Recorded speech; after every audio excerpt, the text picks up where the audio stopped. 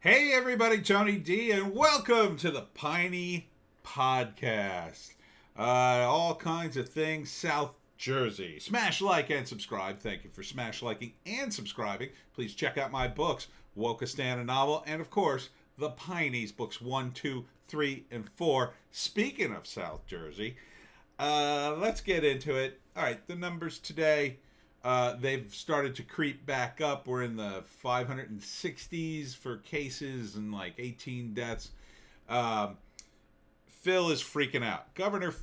Tyrant Governor Phil Murphy is freaking out, and he's calling everybody knuckleheads and threatening to lock the state down with his unconstitutional powers again.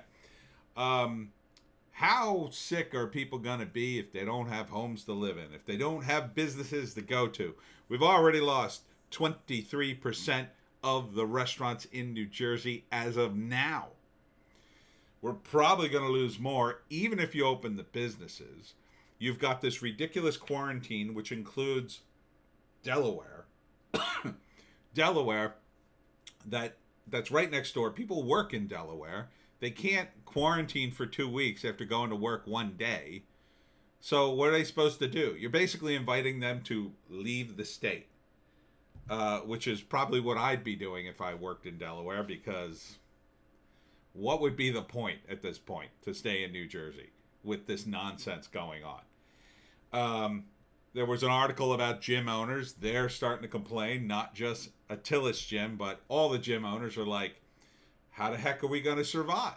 Well, the answer is Phil Murphy, formerly of Goldman Sachs, doesn't care. I know who he does care about. He cares about big corporations, because when he said the malls could reopen, he said all the anchor stores could open. If you had an exit leading from your store outside, you could open, which is all the anchor stores in the mall, in case of you never been in a mall before.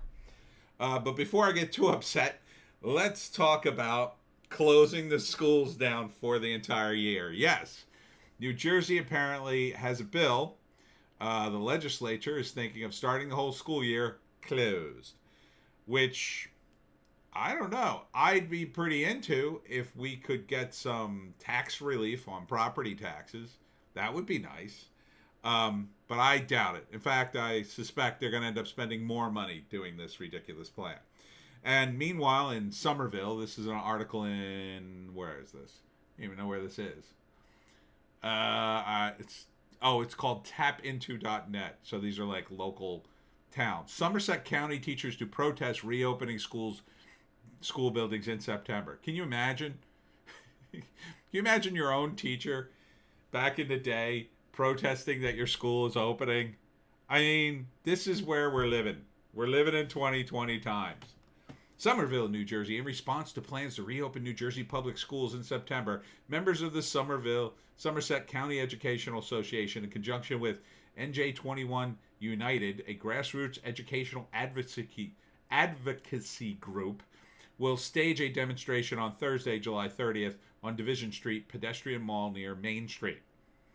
Members of the SCEA will be joined by community members throughout Somerset County beginning at 3 p.m. to urge Governor Phil Murphy to start the coming school year the same way 2020 school year concluded, virtually. Great. Let's keep home the one group of people that is practically immune from the virus. Public schools are the hub of every community, says Dan Epstein, SCEA president. I don't agree with that. The hub?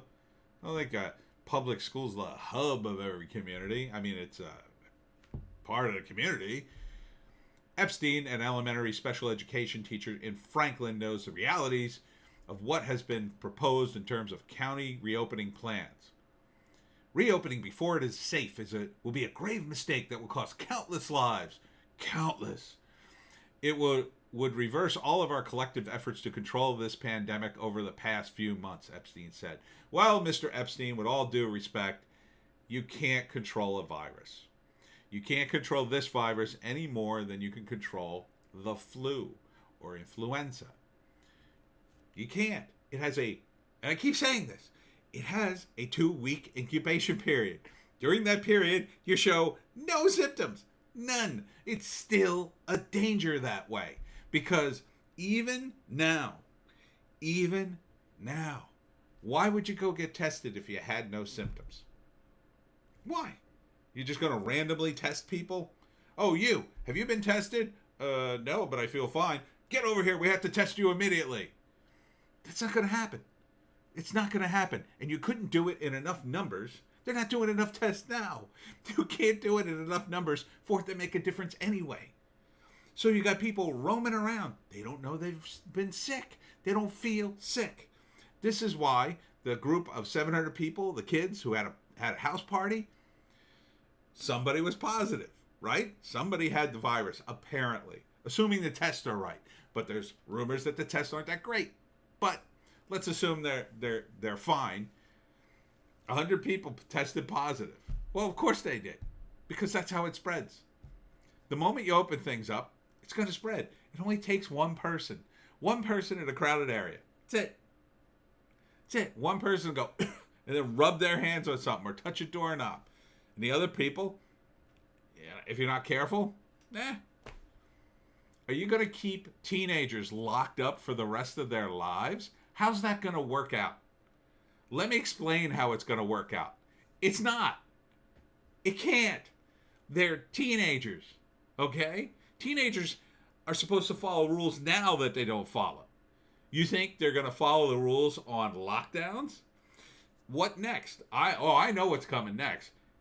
Murphy's going to push for laws or powers or something to lock people in their homes, to find people, to find their kids, to find the parents of kids who go running around, and if you're suspected of spreading the disease, well, then you have to pay all this money to the state. How are you going to enforce that? You're going to have cops roaming around with little temperature gauges. You're going to force people to take a test. This is where this is leading to. It's leading to a vaccine that they're rushing through, that they're probably going to force you to take, or you won't be able to go anywhere. Oh, you want to come to the movies? Well, you can, but show me your vaccine card. That's where it's headed. At least until the election is over, and then suddenly none of this will matter. Suddenly Phil Murphy will go, oh, right, I got to get reelected by next year. You know what? The virus is over. Yeah, turns out we beat the virus. I have 5 scientists that say herd immunity is the way to go. And New Jersey's very close to herd immunity because we've already been infected. You know, these other people who supposedly have the beer virus, well, it turns out, you know, we looked at the data and we're not sure if they had the beer virus or not. And the people who died, well, we're not sure what they had. They might have died of anything. And in fact, we've re-examined the rules on how we decide who has died of the beer virus or not. And we've decided that, hey, it looks like nobody's been dying of the beer virus. Not for 2 months. Crazy, huh? Crazy how that works. When we want the virus to scare people, it's incredibly dangerous. But now that it's politically inconvenient, that's where we're headed. That's my prediction. But you don't have to believe me. Maybe believe the video about hydrochloroquine that's been banned from the internet all of a sudden. I mean, isn't it weird that they would just ban it? There's a video, a documentary, I think it's called Plandemic. It's about Dr. Fauci, and it charges him with some pretty crazy stuff. And supposedly it's full of misinformation. Well, you know how you fight misinformation? Well, you put out your own documentary or a counter video that says, well, here's all the reasons why Plandemic is full of lies. And you go through their lies and you go, wrong, wrong, here's why this is wrong, here's why this is wrong. This is why the internet works a lot of time. Because people could take my video and go through it. The other day I made a mistake. I said I was an anthropology major. I meant to say I was an anthropology minor. But you can go through, I'm sure, lots of my videos and say, oh, here's where he made this mistake and that mistake. But I'm not a doctor. And I don't run the government. Yet. But, that's the whole purpose of the internet. I mean, that's become one of the purposes, to pick things apart and analyze it. Plandemic would get excoriated on the internet if it was wrong. Absolutely excoriated. But instead, they're banning it, which means now, I think, well, there might be something to Plandemic. Now, I'm not buying every single conspiracy theory, but if they banned it and they haven't bothered to come out and tell us how wrong it is, then I got to think there's some truth to it. Something in there might be true. So maybe Fauci isn't a total incompetent boob, but maybe he's a corrupt guy. Maybe the part about him gaining money from pharmaceutical companies is at least partly true. So it's more about saving his political career than anything else. And I'm not saying Fauci's a total D-bag who's trying to kill us all, but, if this documentary or the video they banned or any of this stuff, the misinformation's so bad, it's really easy to counter misinformation. You just put out a video explaining why it's misinformation. And if you do that, problem solved. Because generally, people want to know the truth. And if you have credibility, there you go. And speaking of credibility, before you poo-poo the video, and I know there's the West African doctor, and she's got some kind of crazy other views, but there is the doctor who, he's out of Yale, and he wrote the article in Newsweek, and he's got a PhD and an MD, and he's got all kinds of crazy credentials. He came out with an article talking about the benefits of hydrochloroquine.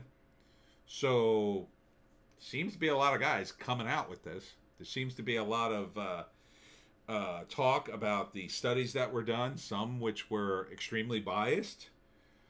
And again, just because you're a doctor doesn't mean you don't want to play political games. Fauci's been in the government since the Bush administration, so maybe he's just trying to make money.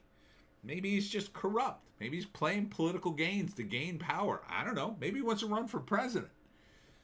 But I don't think, again, I don't think he's totally wrong, but I don't trust him 100%. So, anyhow, getting back to New Jersey, the beer virus, this lockdown has to end. And sadly, the only way it's going to end is we're going to have to recall Murphy. And things are starting to heat up for him, okay? So it's this whole political game now. Murphy says everybody's a knucklehead for having these parties. He's already had some pushback from the Republicans and Democrats in the legislature, but not enough. It's got to become so politically radioactive that the legislature says we have to impeach Murphy and recall him because whatever reason, because we otherwise will be out of office. That's what we have to push in order to get rid of Murphy and hopefully get someone who will say, hey, wear a mask, social distance, wipe things down, and do whatever the hell you want because we got to save New Jersey before it collapses completely.